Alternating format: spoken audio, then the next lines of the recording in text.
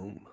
Oh, there we go. We're live. Welcome to A Free Solution. I'm Kevin Wilson, your host for today, joined by Tim, the Freedom Variant O'Connor.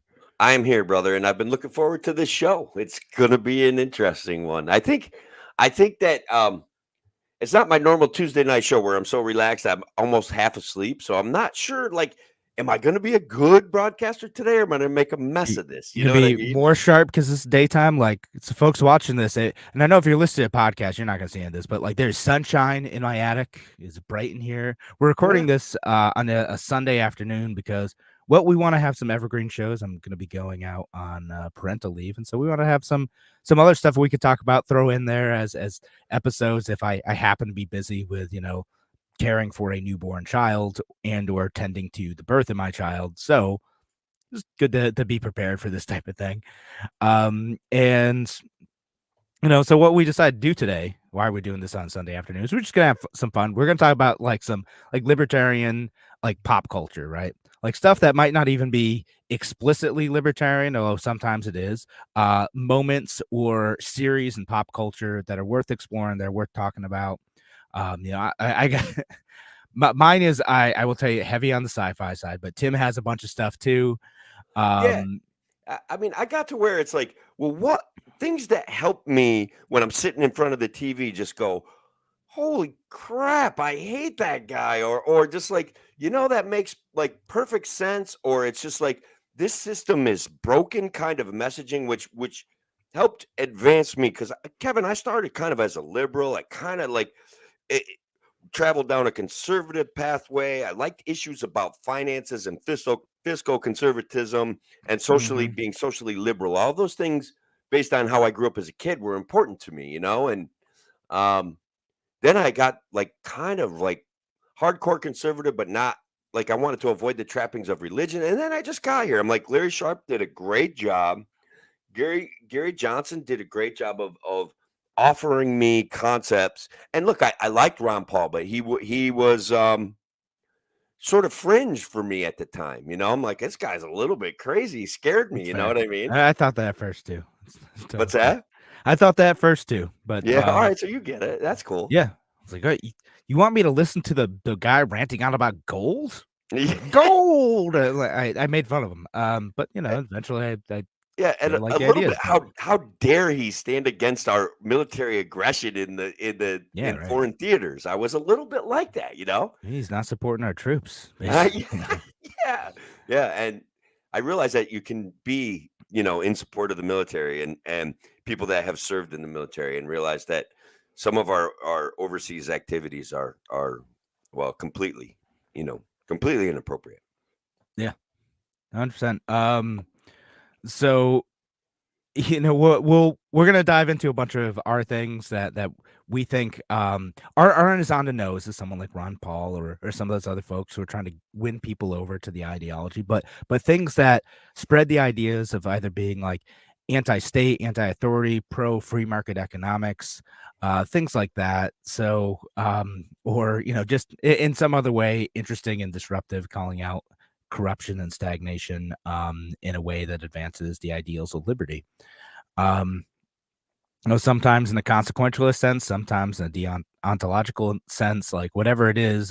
We have a few examples. We'll run through a few of them quick. We'll spend some time on more. But for folks listening today, drop some of your favorite shows, movies, songs. We can't really play the songs because YouTube gets grouchy about that, but we can talk about them for sure. We have a couple songs in here too. And we'll mention them on air. So we'd love to hear from you. Again, favorite movie, shows, books, etc. And I'm always looking for new books too. Love audiobooks. That's my thing. So if it's out there an audiobook, I will be likely to listen to it. Um, so we're gonna head to the show in a minute. We've done enough pre-show stuff. We're gonna still record. We got to record our WYSL version, but you know how we're gonna do. We're gonna do the main show and then breaks, and then do some stuff afterwards too. If we got more to talk about, we'll keep talking about it. That's how it goes. All right. So we're gonna head back in or head in about 10 seconds.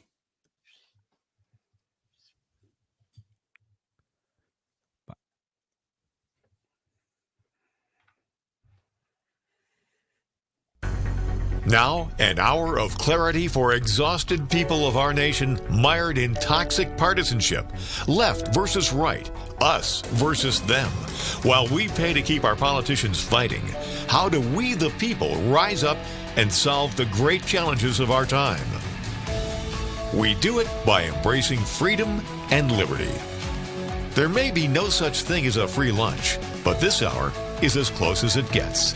Welcome to A Free Solution. Welcome to A Free Solution. I'm Kevin Wilshire today, joined by Tim, the Freedom Variant O'Connor. I'm here, Kevin, and I in the pre-show we discussed. I'm pretty excited for this show. It's going to be an interesting time. We're going to be talking about, for me, how I got to philosophical pondering about libertarianism and how pop culture and events that I saw in TV shows kind of got me thinking that perhaps the government isn't our friend. Perhaps this two-party system is a bit of a disaster, and perhaps there's a better way forward. So, I just thought I'd throw that out there. Yeah, I mean, we're just trying to think of different ways that, like, how is that message being communicated? How are we getting to those points? And so, Tim, like, we're gonna jump in today with like a few different examples of, like, in pop culture, in entertainment, where do some of these values get reflected? Not just the stuff like that we do, or that, and we were talking before the show about like what Ron Paul does, or like other advocates of liberty. Like, how are these ideas getting spread? Because I think that's an important way, like, ideas do get spread through like entertainments, through getting you to think about things situationally by getting into the minds and the settings of characters and worlds that are created in fiction. I mean, certainly, like, that's a way to spread propaganda on, the left. It's a way to spread like socialist and progressive propaganda. And, so why not like build these situations analogous to the real world that get people thinking through, kind of both the emotional and practical side of liberty. And so, Tim, do you want to kick it off with one of your examples, or you want me Yeah, to go? I certainly do. And so, like, two of my favorite characters of all time come from basically The Simpsons, where we have the Kodos and the Kang running for running for president of the United States, and Homer Simpson gets involved, and it's basically like this whole show about voting for the lesser of two evils. And what we have are like literal aliens from another planet that eat human beings running for president, and the entire world gets behind one or the other. And I just think that that's a perfect example of the situations that we face in our day-to-day political campaigns. What do you think? Am I like, No, right? So, like, you're saying the scene was like a Treehouse of Horror episode, I think is what yeah, it but was. they made other Yeah, appearances, they but have, yes, them running for but president came from the Treehouse of Horrors yeah, originally. so like that one, like it was actually like they like taken over the bodies of who was running at the time, uh Bob Dole and Bill Clinton, right? Yes. And it was revealed that it was just Kodos and Kang. And they're up at the podium and they're like, what are you going to do? Vote third party and waste your vote? Yeah. And Ross Perot's up there is like, oh, come on. Yeah, I mean, waste your vote. It was a repeating message throughout the entire, like, Simpsons, Kodos versus Krang, and that repeating theme of those guys. Like, Yeah. and plus, I did like the fact that really our politicians are actually lizards in human skin suits. I thought that was an interesting take. I want to be clear. Oh yeah. So I mean, like, and that's like a little one-off thing. Like, I wouldn't accuse, the Simpsons of being a libertarian show ever, but like that one-off thing of being like subversive about like the control of the two-party system, and I don't remember who like ended up winning, but like at the end of that episode, or that piece, like Homer is like in chains and they're like pushing stuff around. He's like, "Don't blame me. I voted for Kodos." And that's a regular theme that we see Yeah. in politics today. Like, don't blame me, I voted for Trump. Don't blame me, I voted for Hillary Clinton. Like, Yeah. it was a beautiful distillation of political philosophy and the manipulations of a two-party system, where to me it often appears that this two-party system simply serves a system, right? Certainly kind of increases the centralized planning aspects of our government, where the Democrats and the Republicans aren't really that that far apart about big government solutions to problems that they've created. And so I did, in fact, really enjoy Kodos and Kang, and they brought me closer to libertarianism. Let's be, to be clear. Yeah. And that's again some of the examples we went throughout today. Again, like if you're listening to the live version of this show, again, leave your examples of ideas of like books or even like one-off like jokes or skits that reflect the values of liberty here. And you know because these are these things like these little ideas that can be implanted. They get you to think about like the injustice of the two-party system, the sometimes folly of the two-party system in this case. Like, oh, okay, like we can't waste our vote even if you're literally choosing between two aliens that are promising to enslave you. Can't break out of that system.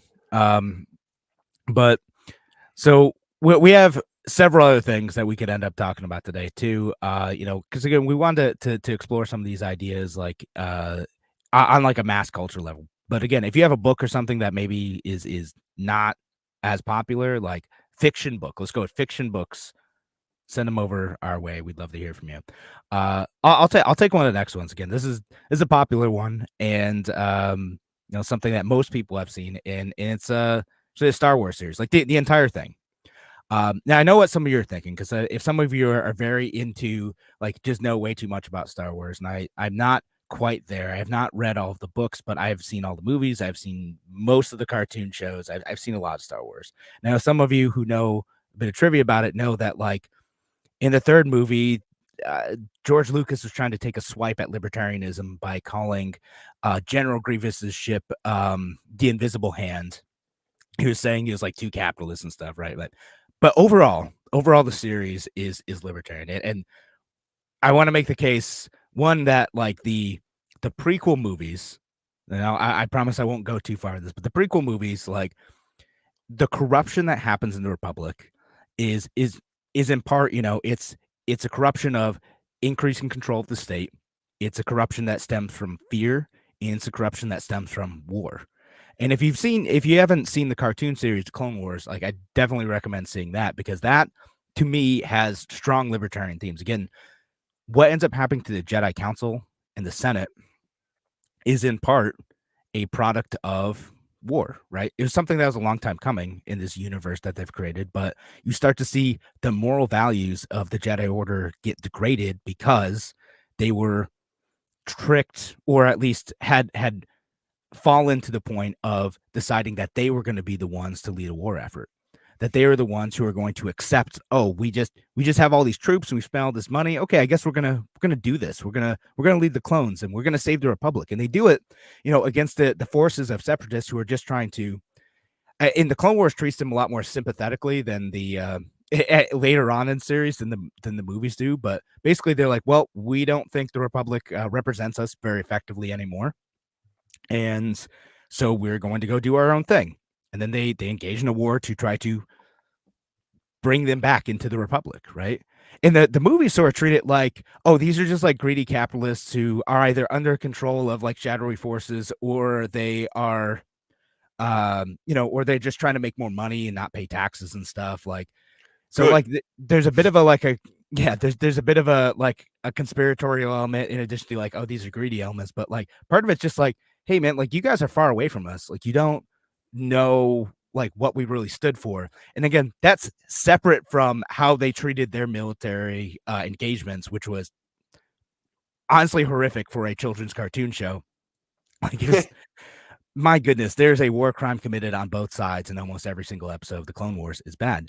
But like, again, there's all these different ways in which like war corrupts the soul of Anakin Skywalker. Like how he gets to the point of becoming Darth Vader is by like losing sight of the justice of what a republic is supposed to be. And the frustration, like the collapse of the republic is in part a frustration stemming from stagnation of trying to like manage something so big. The republic becomes so big and so unwieldy that they start giving power to a central authority figure.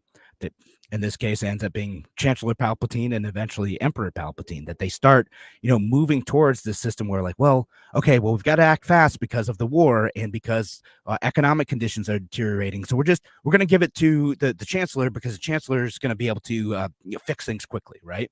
And that is like classic, like Hayek's Road to Serfdom, like conditions where you end up with a system of authoritarianism, and that you get in the third movie that that great line of this is how democracy dies, with applause, right? Because all the fear, all the uncertainty, all of the terrible economic conditions that end up getting created by government stumbling over itself, in this case somewhat purposefully, it's by the machinations of the Sith, but you end up with a condition where authoritarianism becomes inevitable because good people don't stand up. They get caught in that same line of thinking. And then you end up with an empire that is both politically and economically oppressive. Like the conditions of places like Tatooine in the original Star Wars movies are driven in part by the empire prioritizing political control over economic freedom and wealth creation. Like they are a highly regulated area, and there's a great episode of Alienating the Audience that talks about this. I know I reference this guy all the time. Andrew Heaton's podcast is fun, but they end up talking about some of the economic conditions where you have to run everything through the imperial bureaucracy, and everything is taxed high. And like, again, if anyone starts like gaining too much wealth, too much power, and they're not under the control of the empire, then they'll cut them down. So there's no opportunity for people to be able to thrive in that system, which ends up making revolution inevitable because conditions deteriorate so much. And then finally, my last Star Wars one, so I don't spend the whole dang show talking about Star Wars, because I absolutely could spend an hour on this, is to just talk about Andor. And again, if you haven't watched that series, it's a Disney Plus series. It's on. It's a short series that focuses on a specific rebel, but again, he isn't coming at it from an ideological perspective initially. He's just coming at it from he was caught up in injustice and corruption perspective, right? And it ends up building on like just the everyday pettiness of corrupt governments, of like, hey, here's someone who like was trying to abuse someone else, who was trying to like just rob them, shake them down. And, you end up with a situation where overzealous police end up cracking down on entire communities and turning those communities against the government because they're just like, well, we gotta stop crime while failing to police the corruption in their own ranks. And it ends up dwelling on and building to like the injustice of like their criminal justice system and the ways in which average everyday people for small crimes could end up spending years in jail and effectively in forced labor camps over something as simple as being in the wrong place at the wrong time, which happens to happen to the main character twice. There's countless like narratives from many movies where the good guy ends up in the wrong place at the wrong time and he has to take on an entire corrupt bureaucracy.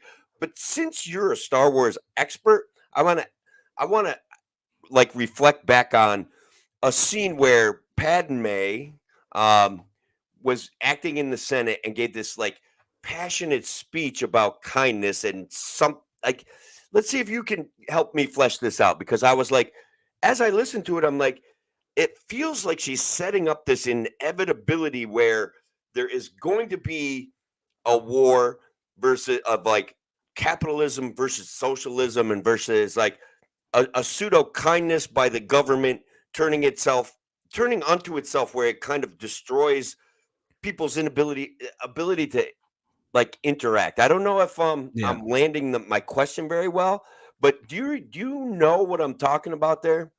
It's one of her speeches in one of the movies. Like, Yeah, like one of the her first speeches one. in one of the movies where she was a senator and she gave this passionate speech in that circular Senate chamber where Right. I felt as though, to me, there was a message in there of it, and again, this inevitable consequence of if we let the government be the arbiter of good and evil, we eventually always end up with evil, right? We always end up with a sort of violence and a war. And I'm may not be bringing that point home as well as I would like to.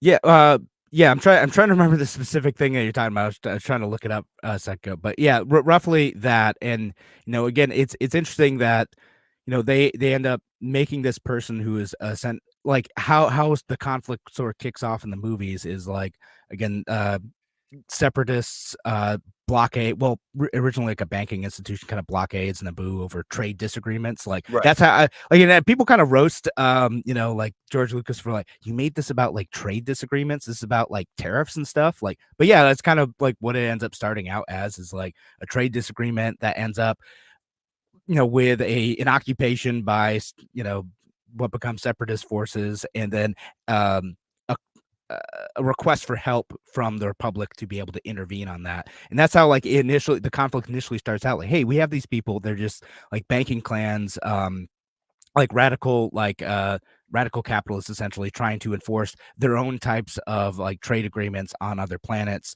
and please help us, government. Yeah. And then it goes like horribly wrong, right? It's just like all that help, all that the requests for that help ends up with everyone's ceding their own liberty to this new republic and being occupied. And Yeah, so that's the sense of it. That's what I was Yeah. getting at. That there's the bigger the government gets, there's the inevitable oppression that comes from even an act of kindness, right? So you could compare it to the situation in the Middle East, and I don't want to get into that too specifically, but there is this governmental power, this need for power that inevitably corrupts itself. And it goes to that old saying of, power corrupts and absolute power corrupts absolutely. And I think there's lots of messages like that in the Star Wars series, where the good guys are always tempted by evil, and the bad guys, in some sense, started out as good or are tempted by, coming back to good. Like, Anakin coming back and trying to figure out a way to save his son or interact with his son. You know what I mean? Like, it was Well, I always mean, like, kind of there. a lot of Anakin's arc is like he wants to be able to control everything, right? Like Yes. that's his whole deal, right? And that is again, I think possibly somewhat intentional reflection of what George Lucas's whole story is, in terms of how the Republic turns into the Empire. Is okay, we've got to like control this, we've got to manage this, but in the process of like trying to control everything, you end up destroying the very things that make like the Republic worth preserving. And Anakin ends up like destroying the things that make his life worth living by like trying to exercise that control. And again, he does that with his mother, when he's trying to save his mother, and he ends up slaughtering a bunch of the folks out on Tatooine. And with Padme, when he tries to save Padme, he ends up like falling to the dark side because he thinks he needs to give into this desire for control. And by giving into that desire for control, he ends up corrupting himself and losing everything that he loved. And the Republic does the same thing. And again, you see that set of consequences happen over and over again, especially in the Clone Wars series. Is like, hey, well, like we can control this, we can make it happen, like we can like control these people and like get all the outcomes we want. But in doing so, they destroy their morals, they destroy their economy, and they ultimately destroy the political liberty that they had spent millennia building. That's perfectly said, and that's basically the point I wanted to get at. And again, like, certainly that the whole Senate chamber and that whole concept of this intergalactic governing force caused some cognitive dissonance in my brain. Like, it definitely was like, yeah, right. I mean, like the whole government never system gonna sort of work. strange, because there's also like queens of planets and stuff, and then the planets are sort of represented, but it's a strange. And then you have like situations like Mandalore, which are like they're more or less independent. And what happens in the Clone Wars series is interesting, because they like same thing, like there's an excuse created for invasion, like, hey, we've got to help them, and Mandalore's like, please do not help, we do not want your help, please get away from us. And they're like, nope, we're gonna help them anyway. And then it ends up with like the slaughter of millions of people. Yeah, we're gonna help them so hard that we have to kill them all. Yeah, it's so yeah, ends up being not great for Mandalore. Spoilers there, but yeah, if you have like I don't know, like 200 hours on your time, I definitely check out Star Wars. All the Star Wars. There's a lot to Clone Wars, and it's funny because it's a weird series. It feels like sometimes it feels like a children's show, and then other times you're like, "Oh, that was hey, there's a whole episode about fragging."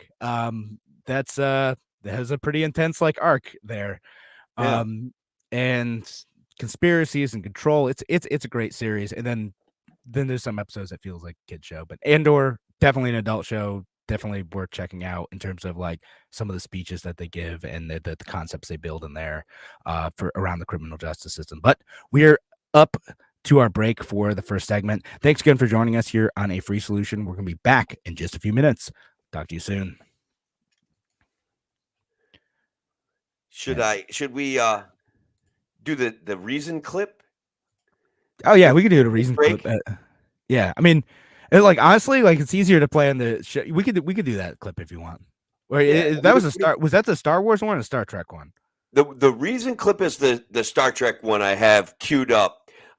Just to point to people towards Reason TV, where they have a bunch of like very entertaining breakdowns of like and mockumentaries and all sorts of stuff that I find to be pretty humorous, you know?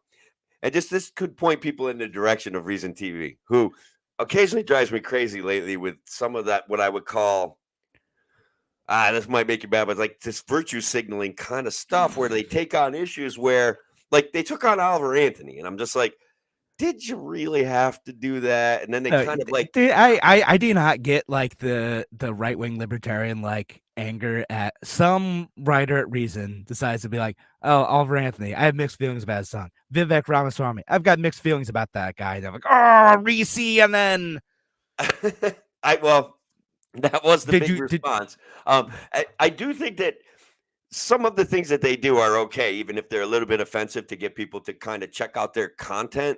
I do think that that's a social media game plan. And then you get into the breakdown of how she took on Oliver Anthony, if you will, and it was not as awful as it kind of like the headline came out to be, you know? And sure, I had a little couple, you and I talked about Oliver Anthony in a different show, and there was pieces of a song that I didn't like. One or two. That's one of the songs I was thinking about. Like we could bring that up as a thing to talk about as that song too. You know, does that reflect our values or not? But all right, let me try the screen share. And I didn't want to do it during the radio show because I'm not particularly always good at this stuff. If that makes extra sense or any sense, I guess I should say. Easier to edit out during the breaks. So. Right. So here we go. I think I've got it queued up. I don't know where we went. All right. Oh, wait, I see what I did. Okay, ready? I'm going to hit play. Whoops, wrong one. There we go. All right, guys, I'm going to get like... Oh, I'm not at the right spot. Perfect. Computer run program Trump presidency. In program. Computer run program Clinton presidency. In program. Google Gary Johnson.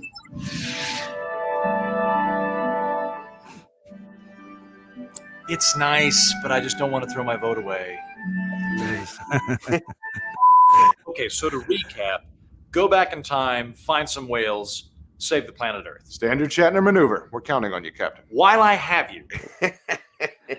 So look, guys, I want to send you in the direction of checking out that on your own. Only because it's 5 minutes, right? And it's a hilarious 5 minutes to learn about some basic libertarian philosophy, and it definitely is going to make you laugh. All of it. It's very, very well done. Yeah, now he's got some good ones because he has libertarian Star Trek, he has libertarian Star Wars, he has libertarian Game of Thrones, which is great. Which I didn't even have on my list of things to share, but yeah. But so there's some good ones out there. Andrew Heaton put some funny stuff out. Yeah, Andrew Heaton, right? Or Wheaton? Yeah. Okay. Heaton.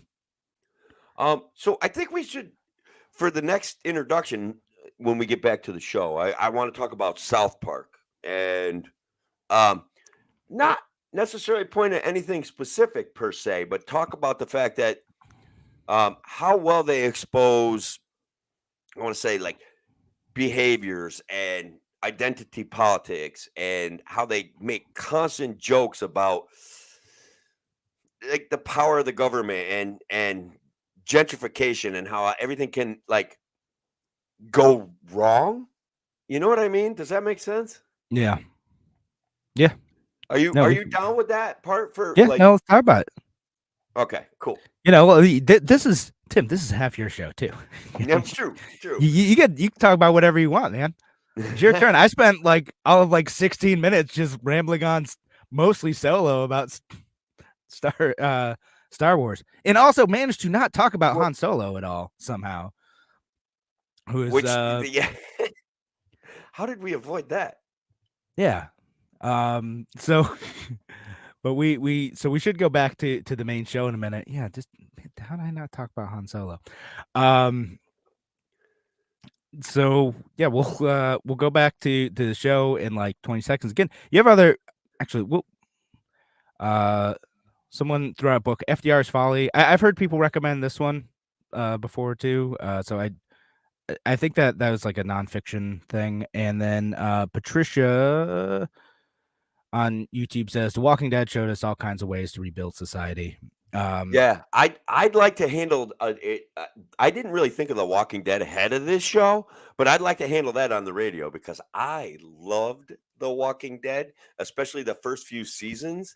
And I think we could talk about the hellscape that they created there as an inevitable consequence of the way society's heading in a certain sense. And that may be me as a libertarian reading into it, but and then they talk about the nature of man in that show quite a bit.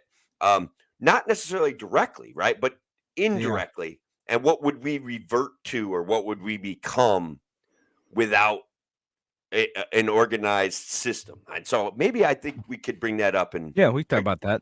All right, cool. All right. Sorry, so now we'll go back in 10 seconds from now.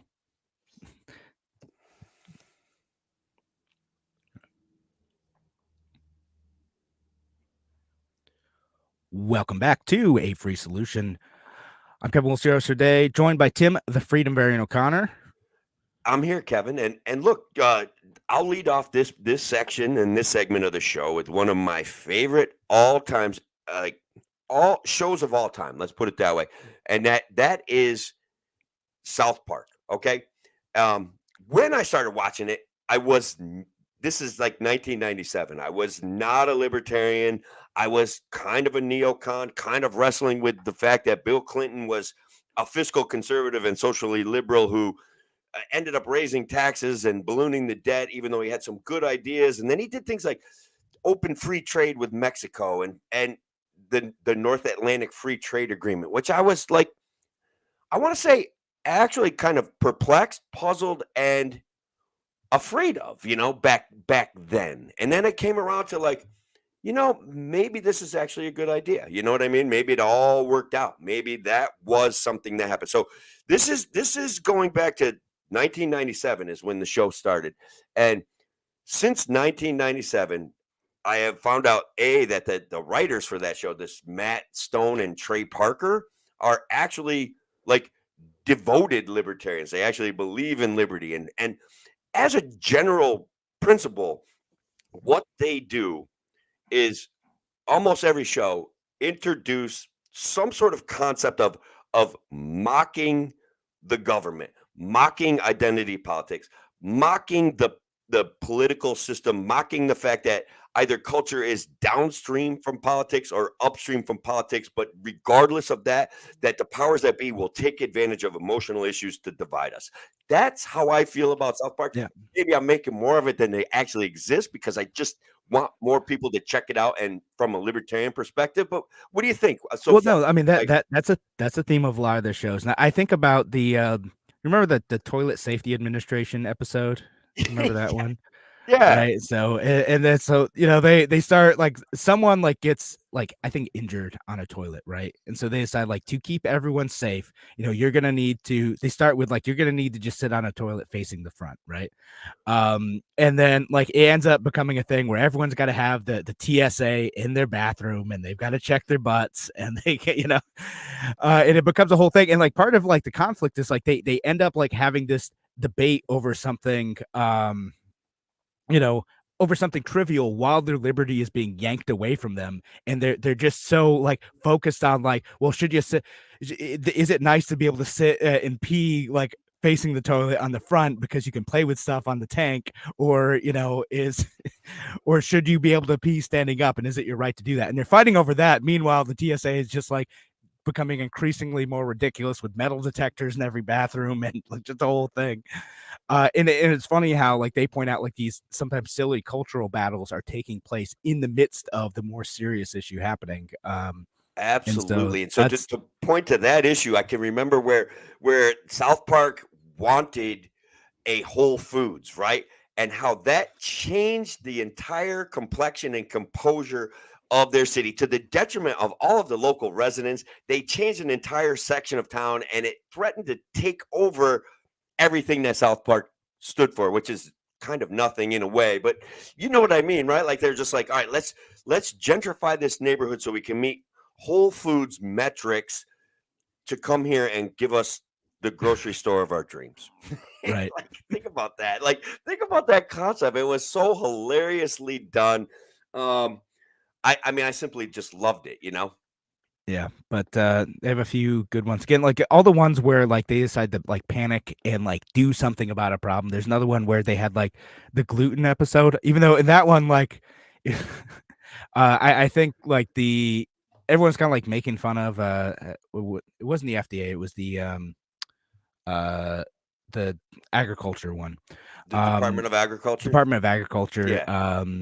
And they're like, oh yeah, like we're gonna regulate gluten now because that's why everyone's going gluten free, because if you have any gluten, it's actually gonna make your your thing fly explode and fly off. And I was yeah. Go ahead. So it was that one of the South Park episodes that I also really enjoyed was the one where they eventually got so self-indulgent, so in love with their ideas that they started sniffing their own farting into wine glasses. Oh yeah, those talking about like when they're like driving Priuses and stuff, and they started sniffing. Oh, it was. I mean, it was freaking epic, Kevin. It was a mocking of. Again, I see it as identity politics, a mocking of the culture of arrogance and presumption and pseudo intellectuality, which isn't even a word but like a pseudo intellectual would grab onto a word like that. So it was, I don't know. I laughed and I watched it 2-3 times and it was just a good show. So I want to invite people to watch South Park, check out the messaging. And it was I was trying to look it up too. Like it was the USDA who was saying it, and they kept going on the episode. They're like, yeah, well, we have to tell them what to do. That's why we had the food pyramid and then the plate. And if we didn't tell people how to eat, they'd just eat dirt and chairs and stuff. Yeah, they're just like they're like mocking the self-importance of like government bureaucrats who are just like, oh, without us, like people just wouldn't know how to survive. So I love that. Again, it's just the mildly subversive stuff to just to say like, look, some of these folks are ridiculous, and I've seen like real life situations like that play out. Like it reminded me of like I heard the person who'd become mayor of Rochester is city councilwoman Lovely Warren at the time, saying, oh yeah, we need government institutions, like that's why we need the FAA. If we didn't have the FAA, how would we land planes? And I'm like, wow, you don't think everyone else would be able to figure out how to land planes if we didn't have like specifically a federal aviation administration? Like we just wouldn't be able to figure it out. We just wouldn't be able to come up with no way to do it. Like what's that guy Eric who does the bit about roads and them HOE roads? Like it was beautiful. Like, leave that stuff to the smart people. Yeah, This is level 1 stuff. We will figure out how to make a flat place from here to there that people will be able to travel on. It was just well done. yeah. I can't There think are of his name things right there are now. things that are possible to coordinate, and people like can't get out of the mindset. So that's why I love that that USDA line is just because like I've seen it play out in real life. I've seen it where like we couldn't possibly do this thing, even though other countries do this thing without a federally controlled like infrastructure. We couldn't possibly do this thing without the government. And like, yeah, yes, we can. The government's just made of people. Like that's what it is. It's people, and like there are other ways to figure it out. So yeah, Yeah. like that type of stuff. So All right. I wanna force a segue to a comment from Yes. a fan of the show who is even checking us out on our evergreen kind of podcast. But one of her favorite things is talking about one of my favorite things is talking about The Walking Dead, Kevin. And the post-apocalyptic nature, the inevitable consequence of a government with too much power and some sort of research that would create a virus that would cause people to walk around wanting to devour living human people's brains or bodies. Like, so, anyways, in this post-apocalyptic hellscape, government has been destroyed, right? And people, the show really talks about the human nature and forming cliques and cooperatives and the likelihood that there will be bad actors using violence to oppress other people. And I've always felt like the show did a wonderful job, even though I think that, in a sense, for me, I think that people would be more inclined to be cooperative. And I think, frankly, they didn't come up with a way to resolve the zombie menace fast enough. Like, I think that people would come up with some Starts to situations become and a bit ridiculous scenarios. after a while. Yeah, I'm like, well, why wouldn't we just dig a moat and let them flood into the ocean? Like, we could literally dig a trench from somewhere where there's a bunch of zombies right down into a big pile of water and get rid of most of them. Like, they'd have to cross that line at some point. I know railroad tracks were a big problem for them. So anyways, Kevin, did I lose you? No, I'm still here. Just Okay. my camera apparently disconnected, but All right, that's you fine. know. Good. Anyway, so what do you think about my take of The You don't need to Walking see Dead? You think my face. it introduces a libertarian perspective, or does it? Am I way off base there? In terms of The Walking Dead, like to me, like what's challenging with a lot of these like post-apocalyptic shows, like what you talked about, is like I think for the most part, people do find ways to cooperate. People do find ways to like overcome these situations, because there's a lot of incentive there for, I think, the forces of like markets to like react, and just like the forces of like people wanting to act to solve problems, right? So as you said, like the could just find a way to like get them all into the ocean. Gun manufacturers would be like, okay, this is our moment. Like we have a product and we have an audience for it. And Yeah, so some of these, like the only way, like, because I feel like slow motion, like apocalypse movies, anything that doesn't take place over like a very short period, like we're talking like a week of time, like strike me as somewhat incredulous. sure. There was a certain incredulity to the beginning of the show, but there would be a greater incentive than the show provided for people to cooperate, collaborate, and protect each other and themselves. So Yeah. would a government eventually arise out of that? Would the guy Jeffrey from that place in Hilltop, would he eventually rise to some level of power? I think in a society like that, that dude would have got tarred and feathered in Yeah. the third show. Like, Yeah, when he maybe. I ran his mean, mouth like, one too many times, he would have got wrecked, right? Like, they would no, have said, like you know what? You're not charging nothing no more. Go make a bowl, you know? yeah, and like there is a certain point, like in a state of nature, right? Like where you like this is why governments formed in the first place, right? Because governments were useful in some sense. You say, okay, we have someone who's like bullying us and stealing from us, but like we know the level of bullying and stealing that they're gonna do, but we don't know what the bandits are gonna do. So right, so like that's how governments form. It's a gang brought together. That's a protection racket, like. I know it's not a romantic way to think of government, but that's kind of what it is. But it is accurate.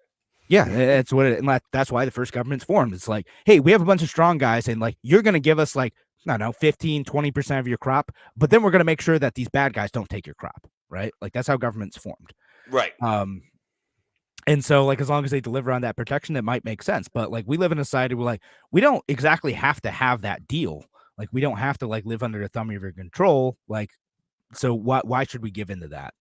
But like, I don't know. Generally, like, I think that you can have like good systems. Like, where you'd end up going wrong is where you have systems that are either like built on coercion very quickly, which could happen. Like, people are scared, they want like some semblance of safety and order, and then Sure. systems where like you do not allow like markets to work, right? Like, where you just start shutting down, like, hey, listen, like, this is a crisis, so we can't price gouge, we can't like sell goods at a higher price, and it doesn't matter if like we're not going to be able to get like goods like fresh water in here. We got to make sure that it's free and fair.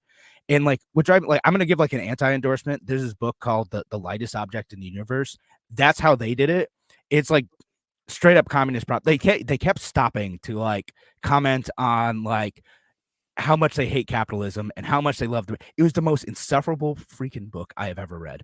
Love my wife, but this was I did not like that recommendation she gave me, because I kept doing that. I'm like, oh, you know what? It's bad that these people who are bringing in water from the mountains are charging too much for water. I'm like, guys, you didn't have clean water. Who cares? They have to go on a dangerous trek and protect their goods from bandits to get water. Like, what?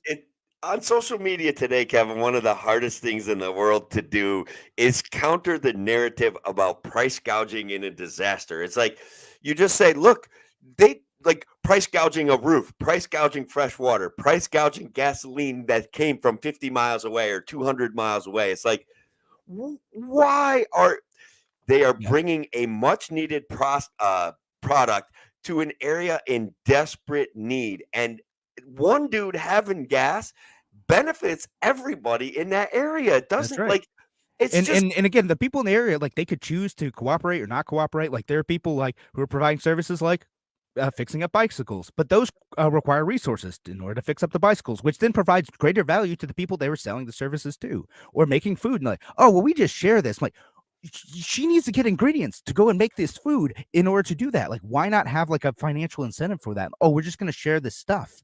No, but then it's going to run out. There's no like way for her to then take the resource that she's been given and then go get more of that stuff to provide the food that you want.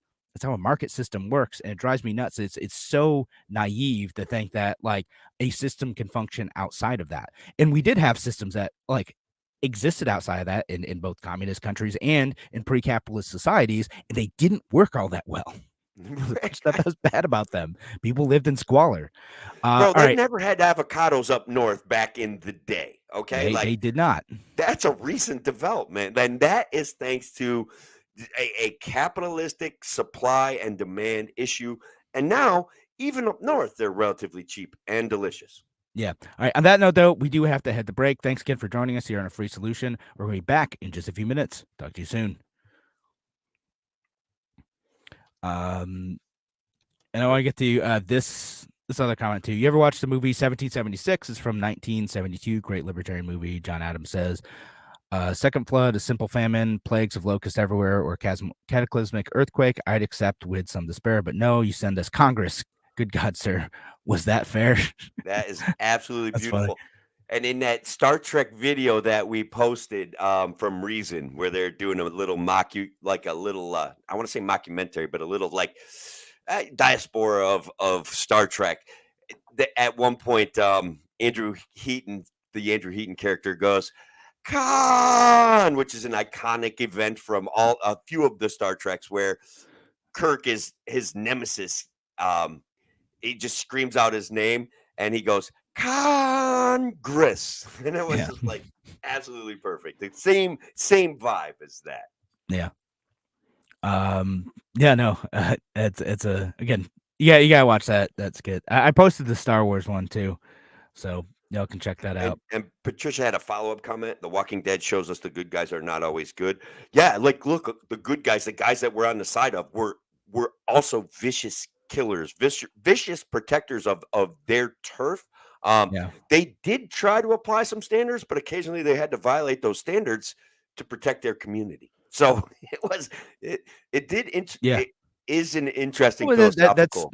I mean, that's always a thing, right? Like, can you apply the standards when you need to take harsh measures to protect your community. Like that's always a moral conflict that exists. And as I love a lot of like post-apocalyptic shows and One of my movies. favorite genres.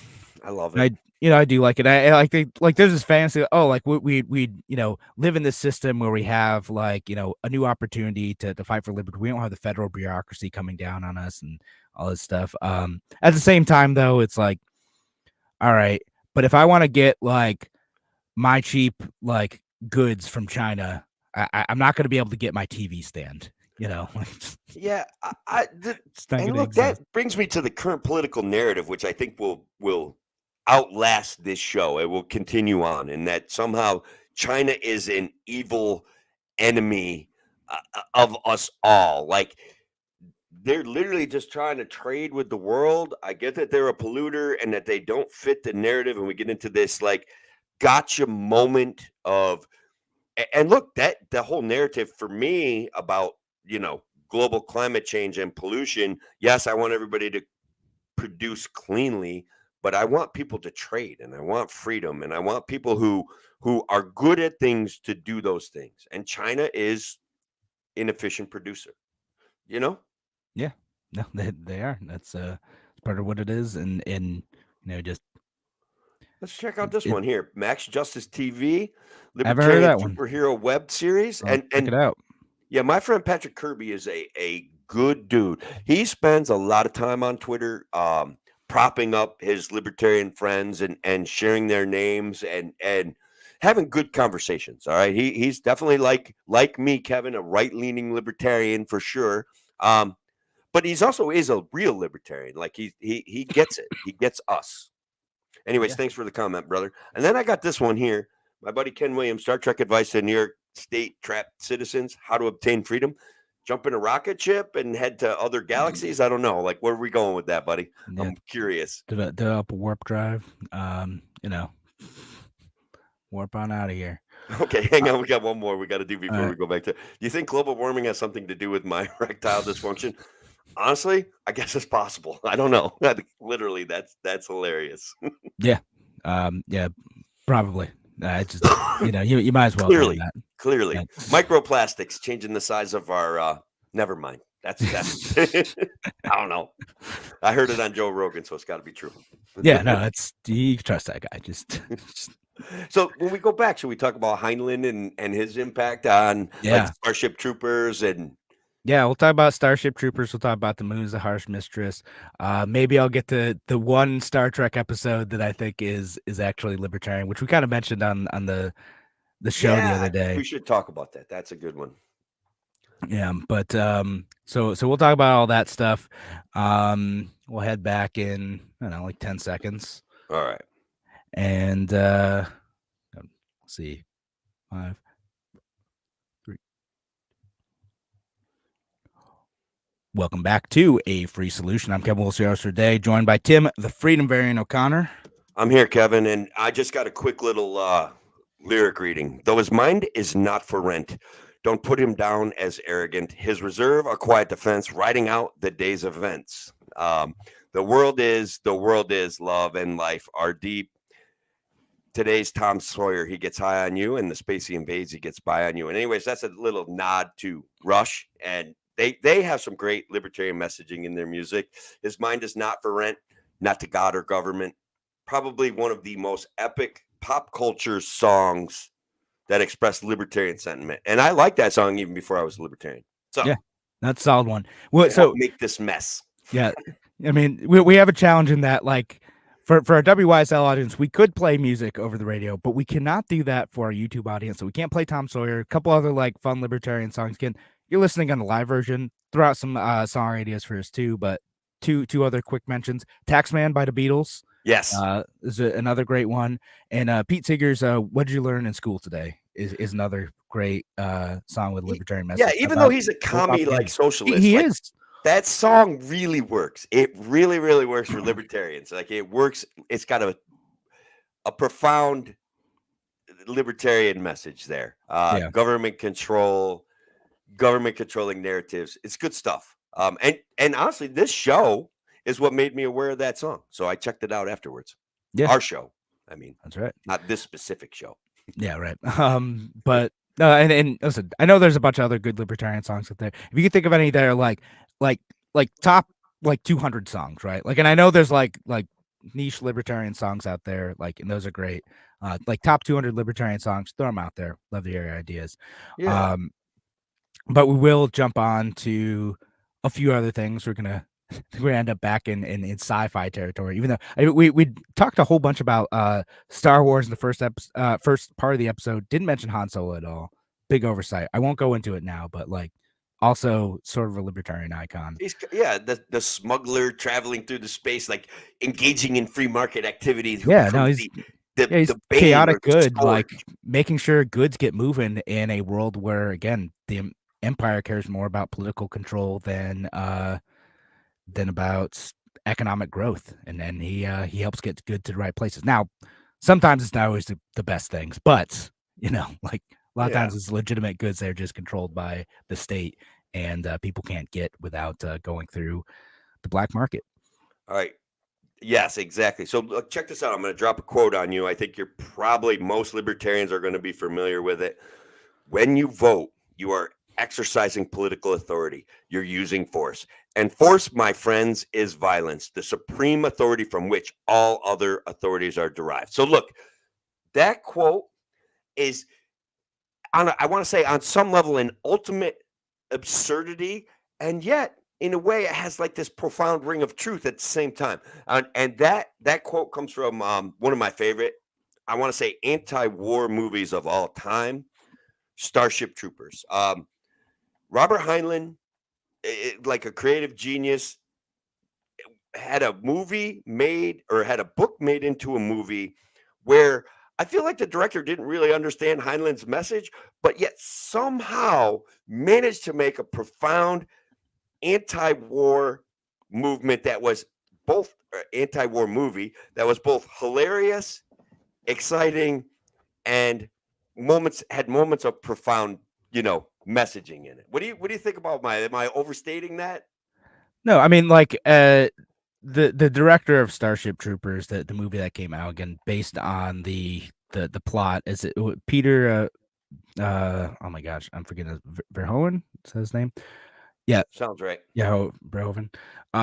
So yeah, he had interpreted Starship Troopers primarily about like fascism and nationalism, and how like basically war is the health of the state is part of that, right? And like all the other elements that have to go into it. So you have the service guaranteed citizenship type of stuff in there, right? Like you have to serve in the army in order to get rights like voting or reproducing, or like all sorts of different stuff.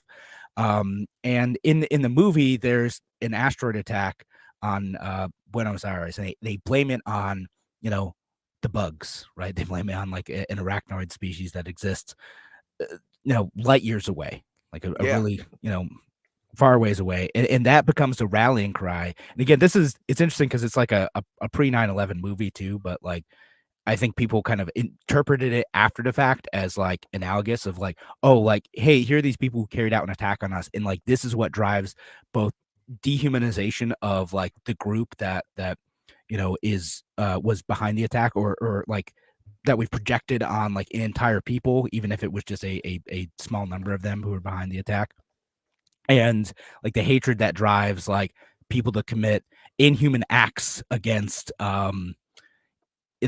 another species. And like in this case, again, like you build out the movie, and it's like there's weird scenes with Neil Patrick Harris like torturing bugs, and again, I felt for the bug there. Like this, you're supposed to. Harris character was an evil monster, and he could justify all of his acts through an intense hatred of what he forced people to perceive as another species. So that was the part for me where it got to be very anti-war and very profound in the messaging. When I see them using rhetoric that I was seeing being used in the mainstream media of the day, every time to justify a military action, I was like, wow. And I think more people got the message. Like they enjoyed the violence and they enjoyed the action sequences in the movie.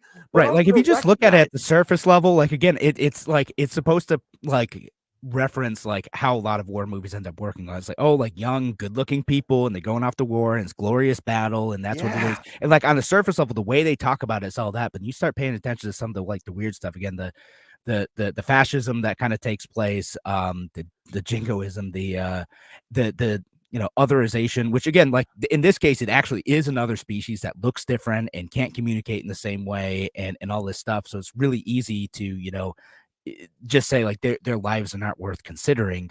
The in this case, like they go and invade this home planet, and the battle is not like glorious. It's ugly. Like it's really ugly, horrific violence like that. Like these people who are like young people who are naive were sent into and just chewed up, right? And even though It's a they're all meat grinder, cheering at bro. the Yeah. it's a meat grinder. Like, and even though like like they're cheering at the end, you're like, oh man, this is brutal. Like this You is watch your friends get torn apart. You're like, you Yeah. watch, like, how do we act like, yeah, there was some powerful message. And like the I'm doing my part. Like they even Yeah, went I'm into doing like my part. war propaganda commercials, like it was epic. Like, I don't Yeah. know. It was good stuff. No, yeah, it's definitely a good movie. And some people are like, oh, like they're promoting that sort of nationalism. Like, no, it's pretty clear in the movie that like this is bad.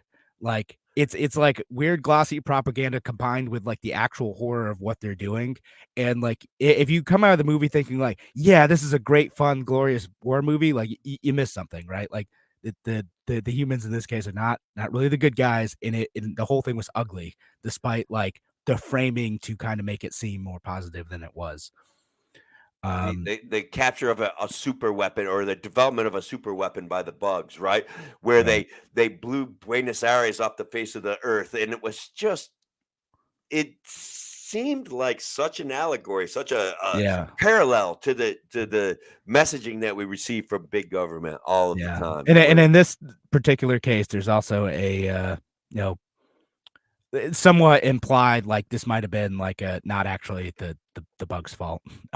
In terms There of the was, yes, I agree that Yeah. was the sense that I got, that it And again, was just keep in mind this is like not a 9/11 comparison. This was made well before 9/11. Just yeah, and they did a good job of showing how they cycle through. Like they lose the commander, and then the lead young man becomes the commander of the battalion, and it's just like, yeah.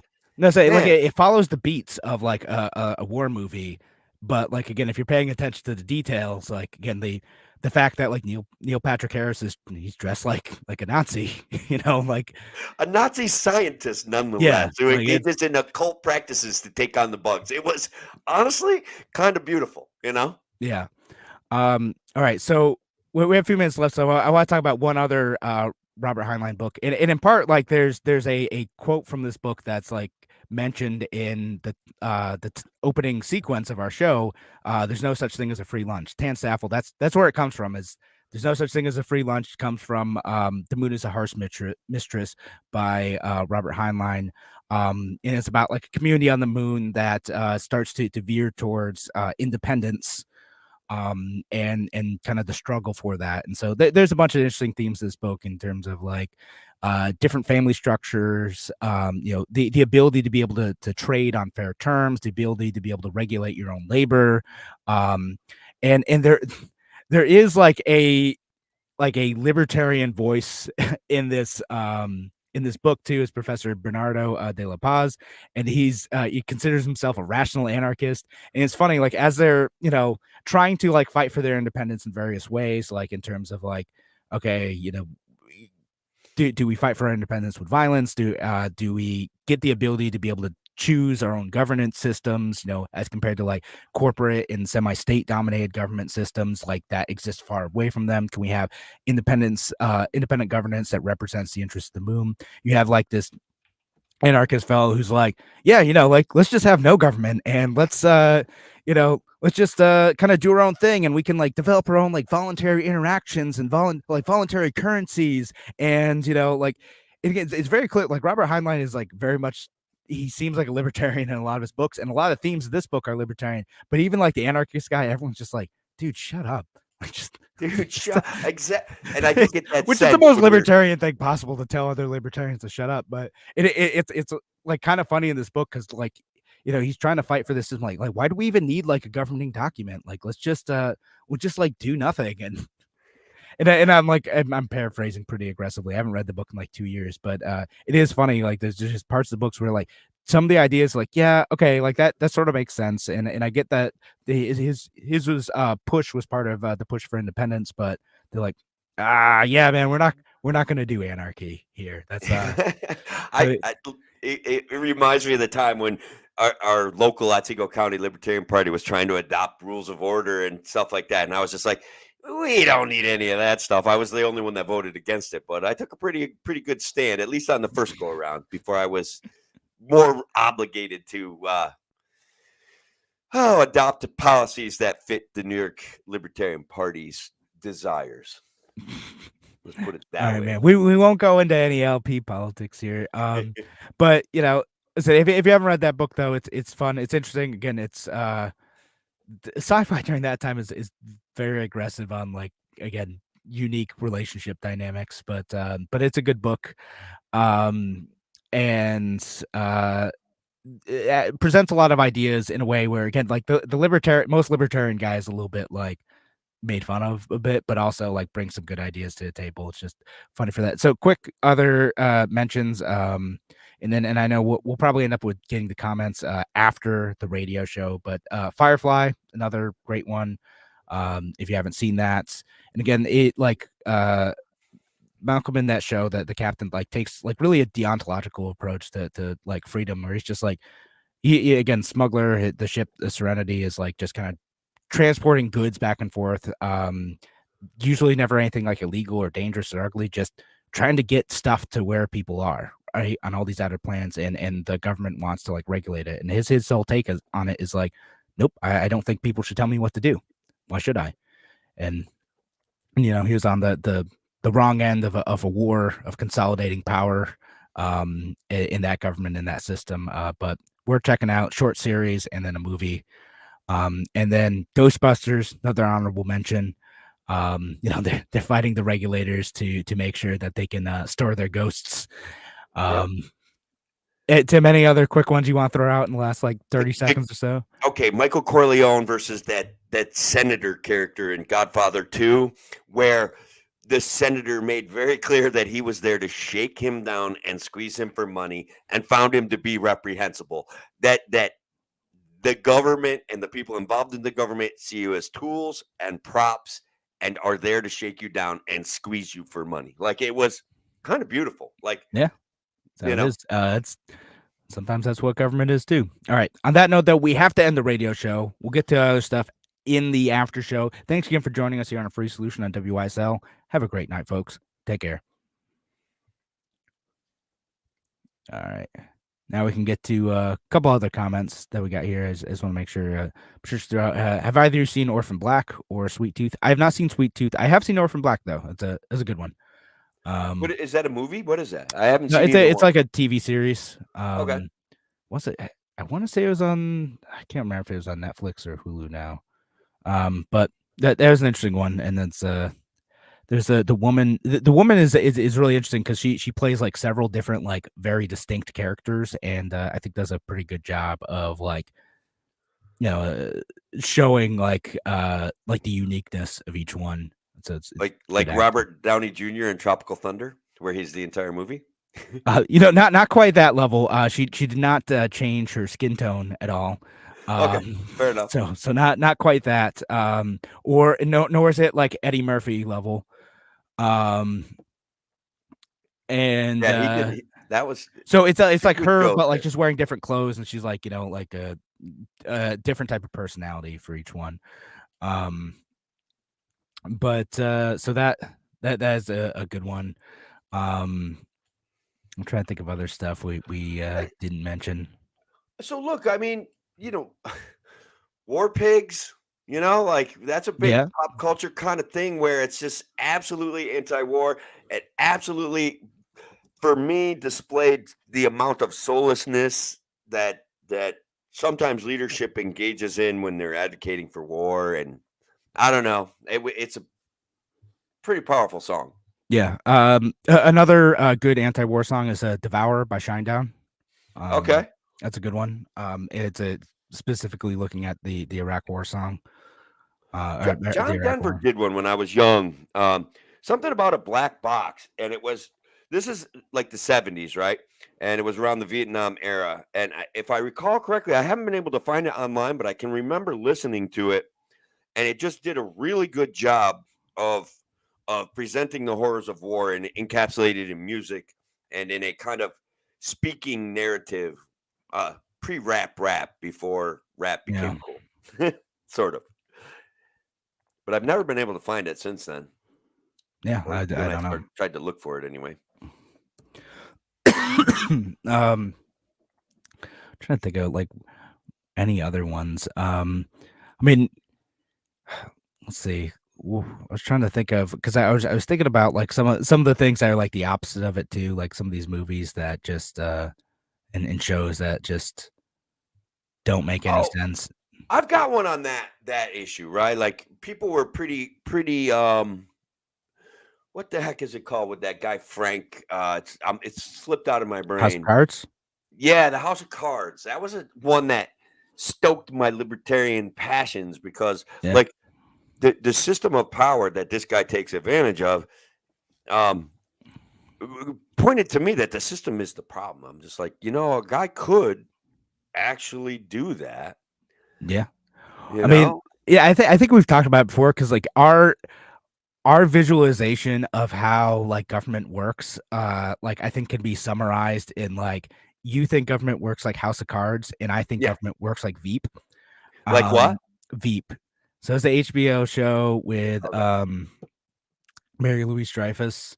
And like it just imagine like this is a mockumentary about like Kamala Harris, right? Right. Okay. Like just like kind of bumbler, like she strange that she even ended up in a presidential position, kind of resentful that she didn't end up being president, and like very clearly like does not really deserve to be there, and it's just bumbling her way through like an impotent position, Yeah. but like interacting with like the real machinations of government, and like it's a farce, and like that's how I view like a lot of government is mostly that Yeah. in So terms of the political side, not like the bureaucratic deep state side, military side. Like that's a whole other thing, but the political side, I think government's more Veep, and you think it's more House of Cards.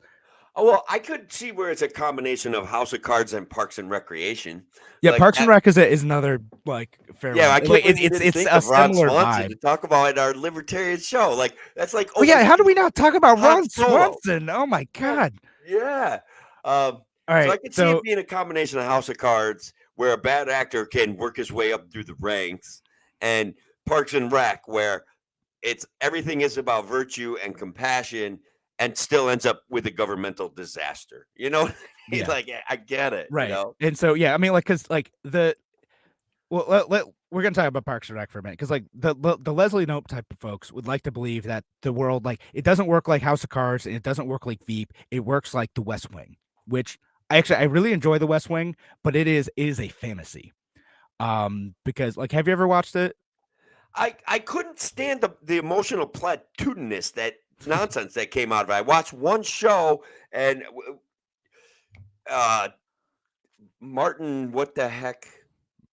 Well, anyway, it's the president guy. I'm just like, I can't handle this pragmatic, like virtue signaling that just it drove Yeah, me it nuts. is So I it couldn't is watch like it. the idealized Bill Clinton presidency, like Bill Thank you. Clinton if he wasn't shifty, right? Like Yes. that's what it is. And like so here you have this guy who is moderately democratic, religious, pragmatic, and he's just fighting for better government. And all the people around him, sometimes they get lost in the politics in the moment, but ultimately they're all fighting for like what is best for America. Like it is the most like civic patriotic show like you can imagine. And I do like it, but also I'm like, man, people aren't that competent. Like it's just or like sometimes like they are mean, and I'm like, no, they're just not going to do the right thing. And occasionally like there are times where like they do the wrong thing either to maintain power or for whatever reason. Like there's a whole plot about the president being sick, and there's other times where people compromise information to help family. Like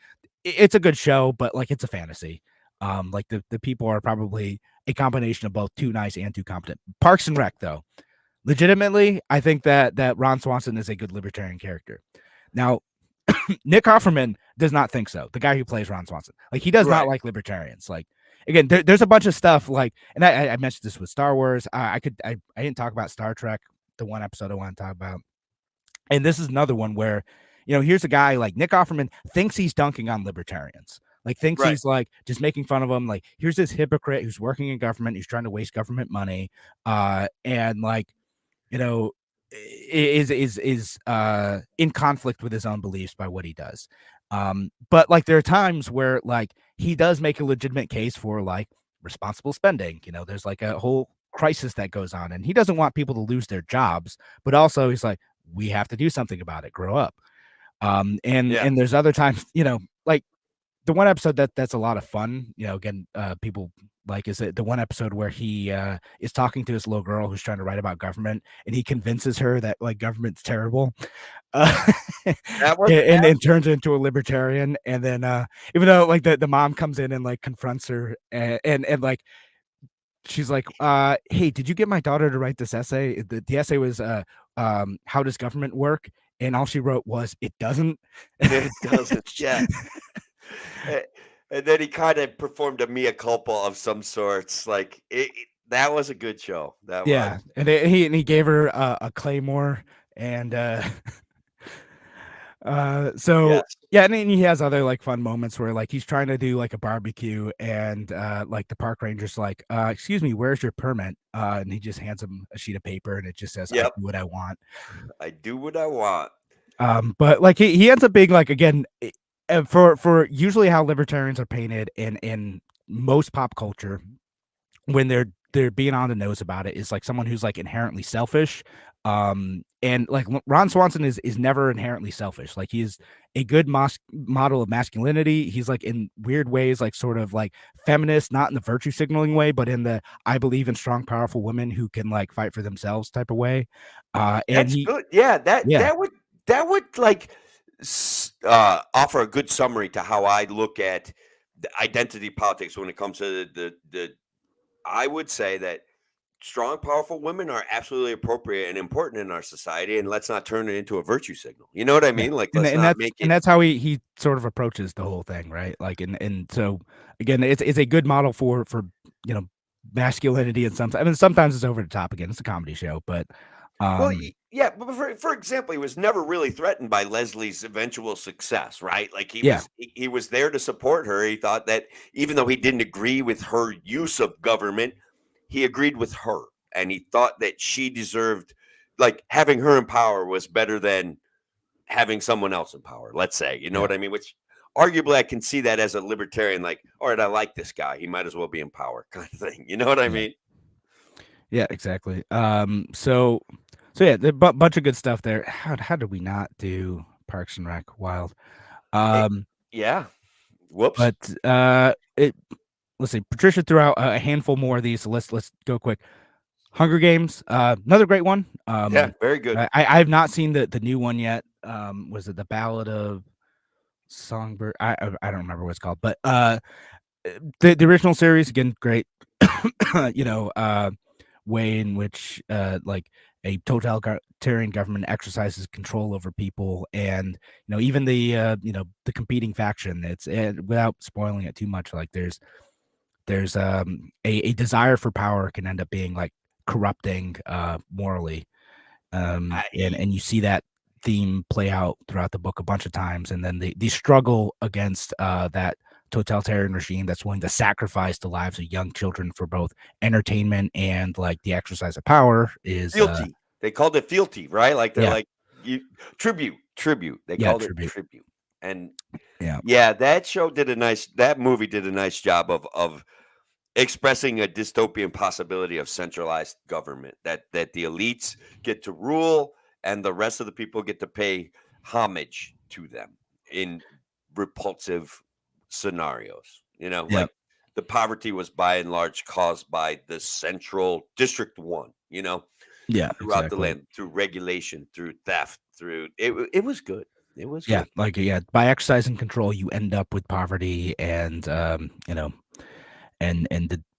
Hunger. Yeah, and hunger. Yeah, that's Yeah. what it is. And so yeah, I've seen that one on a handful of lists. The other one I have not actually seen, which is I see on a lot of like libertarian lists, are like Dallas Buyers Club, which roughly the plot of that is like a guy is trying to get AIDS medication and he's smuggling it up from Mexico to help folks because like the FDA was going a bit too slow on getting approvals. Yep. So that's good. I have not seen that one.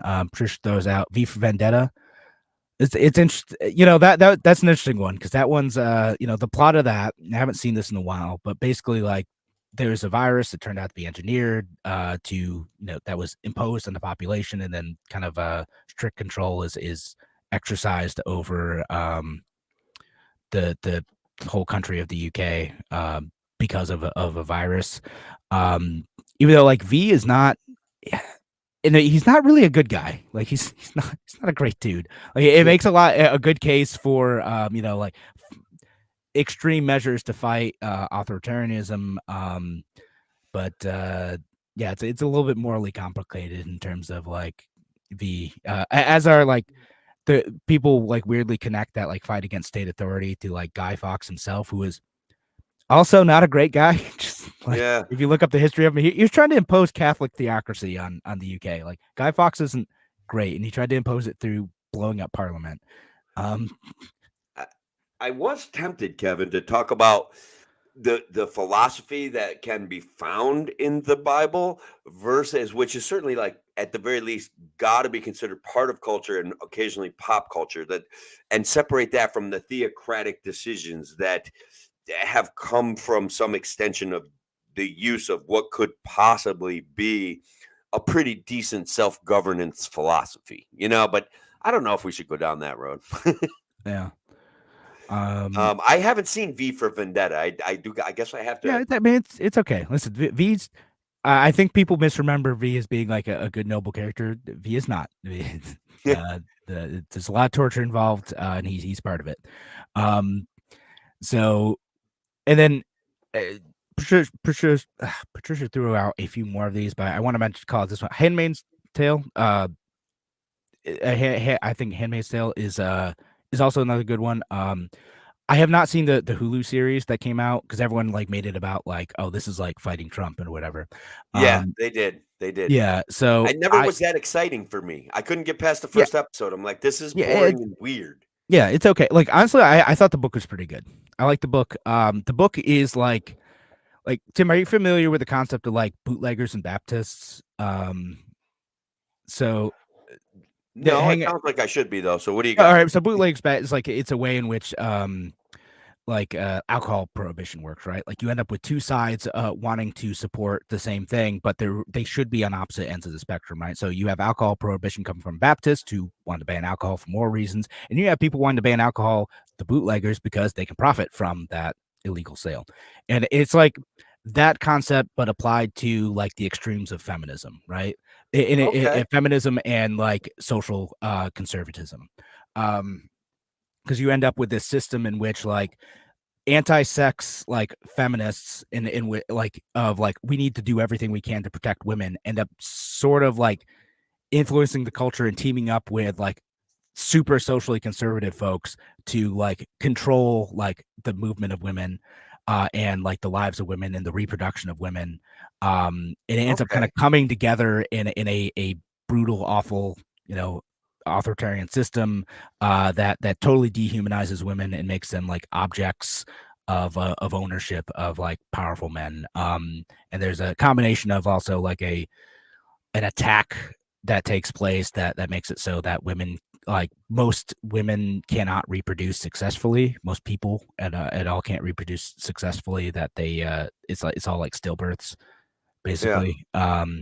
And so like in order to get the population up and the control folks, that's part of like the justification for that control is like, well, you know, we need to focus out. So like again, I think the book itself is really interesting, and it's one of those things that like takes place over the course of like maybe a decade, and you see this like woman that you would recognize as like a modern woman in like, you know, whatever time you project onto her, change like what happens, how she ends up in the position that she ends up in, like under this system.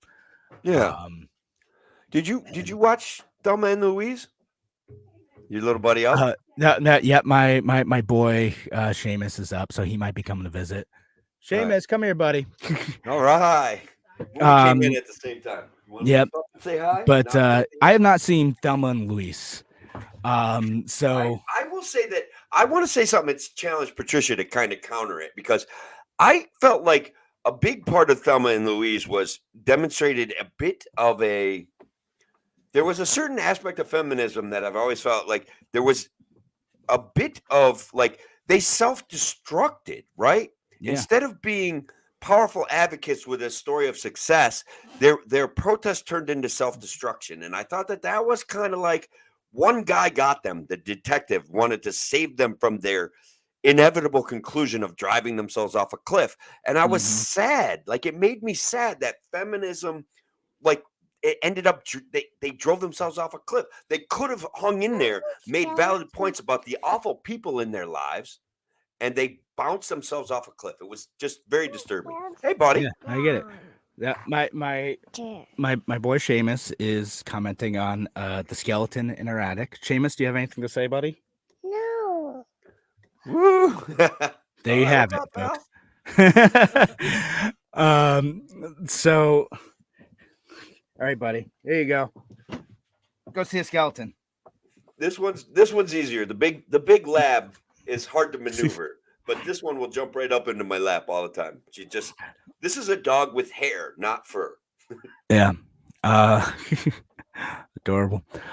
So what one other quick one I want to mention, and then what we'll get out here is Star Trek. Again, I could do a whole episode on Star Trek. I will not. I mentioned this briefly before. Star Trek is not in any sense a libertarian show. Like that, not at all. They are aggressively socialist. Yeah, Like post-scarcity socialism, right? Like post-scarcity socialism, right? So like their idea is they have unlimited energy, they have unlimited resources, they can reproduce whatever they want, and in this society, you know, they're very virtue signally about it, like just aggressive. Like there's a whole thing where Captain Picard is like, you know, tutting a capitalist from an earlier age, and like we've moved beyond that. All right, yeah, calm down, bro. But there's a lot of that, right? In both the original, like when people are like Star Wars or Star Trek is woke now, like it's kind of always been, and they've been like annoying about it.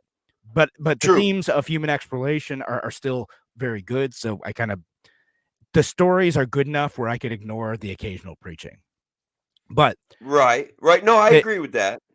Yeah, but they're deluding themselves into thinking that they are in fact living in a post-scarcity society, because they're not. They have abundance, and there's a difference between abundance that you can get from free markets and, you know, everything else. Like you can have abundance, and everyone can be lifted up out of poverty because of that abundance, which is what they have. But they do have scarcity. Scarcity is a natural thing. There's always going to be some scarcity of something, right? And you know, not even going into like this Discovery series, which is good, but like there's post scarcity because they run out of deuterium, like then that becomes a problem. They have to solve that problem.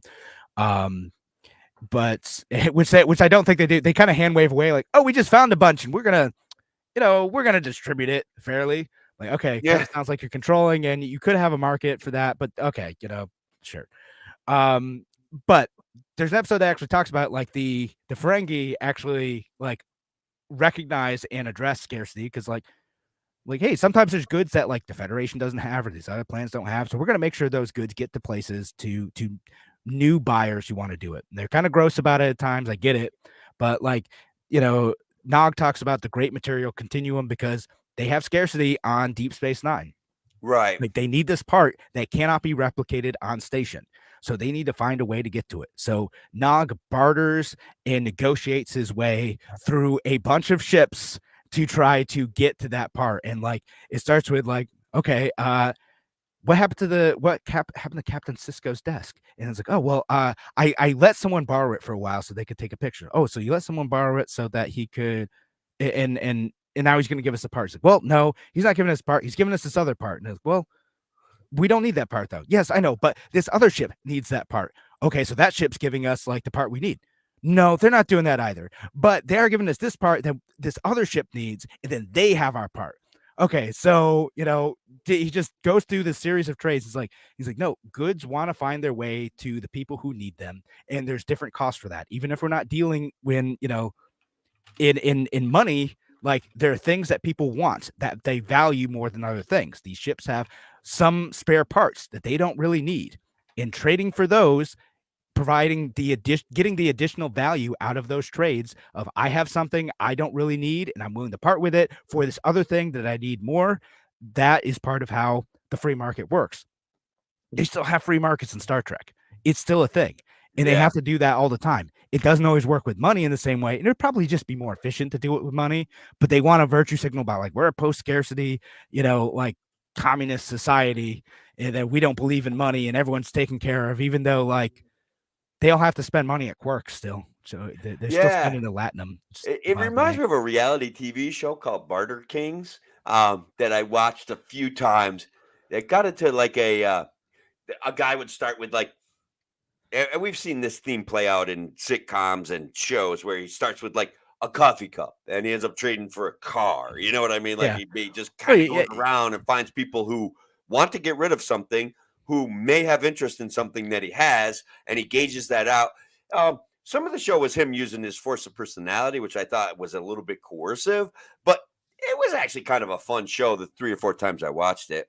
To continue with the Star Trek theme, though, I thought that in a way, fighting the Borg was a bit of a libertarian message where individuality is pretty persuasive, and that as a society, if we have individuality, we avoid a certain amount of darkness. I think that that's one of the themes, and we avoid a centralized leader like the Spider Borg Queen who wants to just consume everybody's culture.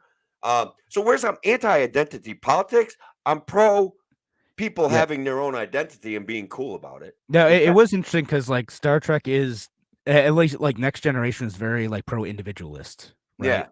And like, and again, it's coming out of like they're making the show a few years before the collapse of the Soviet Union. That is like in the 80s, right, is when they start this up, and like they're thinking of that, right? They're thinking of like the collectivist menace that is the Soviet Union, where people like lose themselves to this like worker identity towards like eventually being like coerced into like whatever the means and the needs of the state are.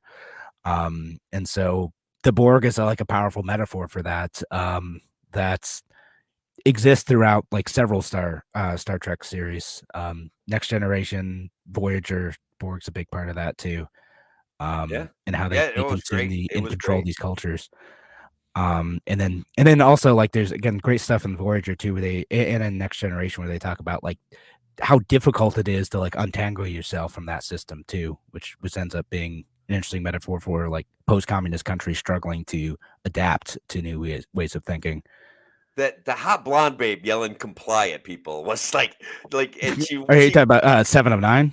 Yeah, and she was trying so hard to be an individual and exist in society and teach other Borg children how to like express themselves, even though she was completely imperfect and like had moments of real hostility. Like there was something really intimidating about it when she was telling people to comply, because she was like statuesque and physically intimidating, and it was like, yet still like a valuable piece of the puzzle always, because she was really good at math, very good at engineering kind of thing. So so her conundrum was very interesting to me. Very like, how do you escape the Borg hive mind? And perhaps you never really can, but you can still try, and you can coexist, and you could reflect on your behavior and become better, Yeah. And I thought she did that. Like, I thought that character did that, accomplished that messaging.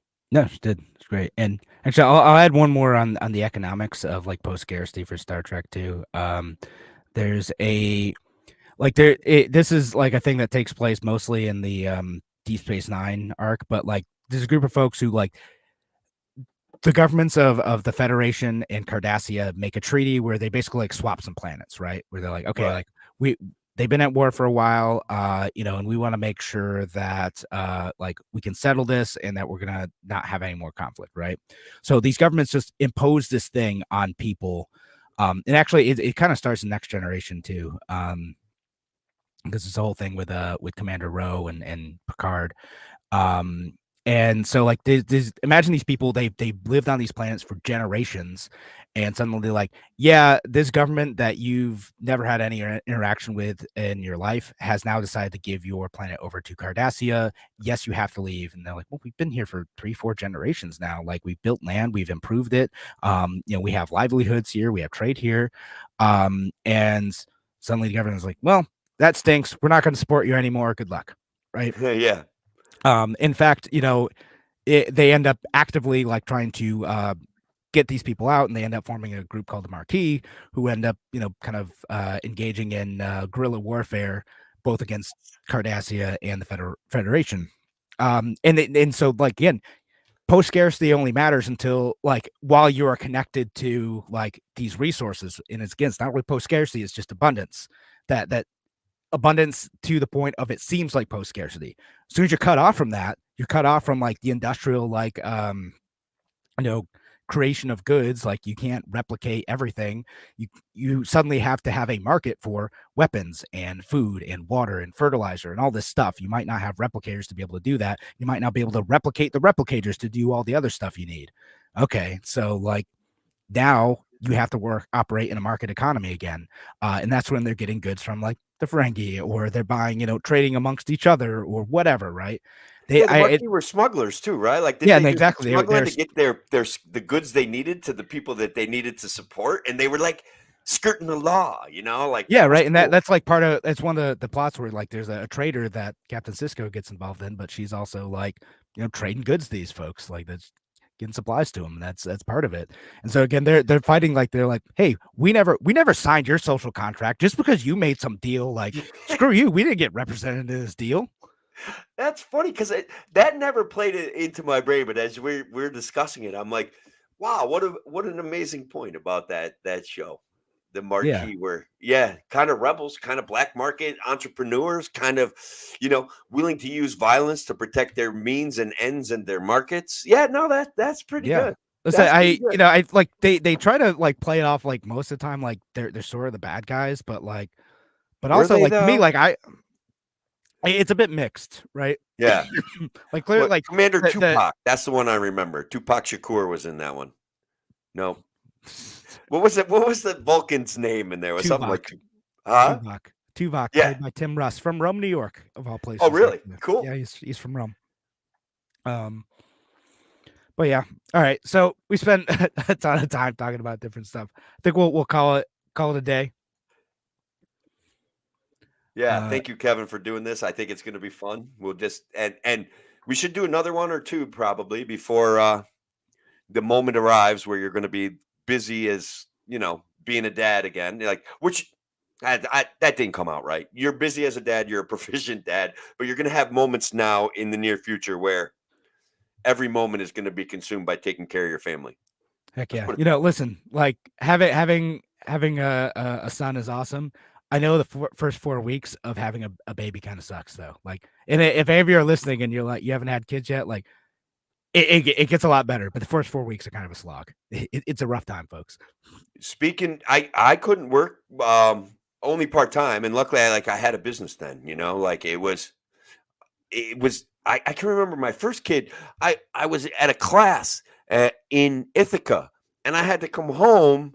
Like, I had to leave the class unfinished. Like, I was in a class for my CPS certifications, and I had to come home because there was an impending emergency. Like, it's real. There's some real challenges. They're worth it. They're worth it. It's like it's always a thing, especially like when they're young. But first 4 weeks, it's like 3-hour schedules. They eat, they poop, they sleep. Yeah, starts over. That's it. And look, guys, your wife or your baby mother is whooped. Every single piece of her body, every single fiber of her being has just gone into providing the world with a new life. And so I'm sure you already understand this, Kevin, but be cool about it, man. It gets better and better and better. That's it. Yeah. Don't. My wife did not appreciate me making jokes in the hospital room where I'm like, man, sleeping on this bed is so uncomfortable, and she's like, are you kidding me right now? I know. It's hard not to, though. Guys like us, people like us, are somewhat reserved, right? So it's easy for us to, like, this is really uncomfortable. Perhaps we're not as sensitive as we should be, but if I make you laugh, Yeah. I did something positive, right? Yeah, exactly. All right. Well, anyway, we're going to call it a day, folks. Take care.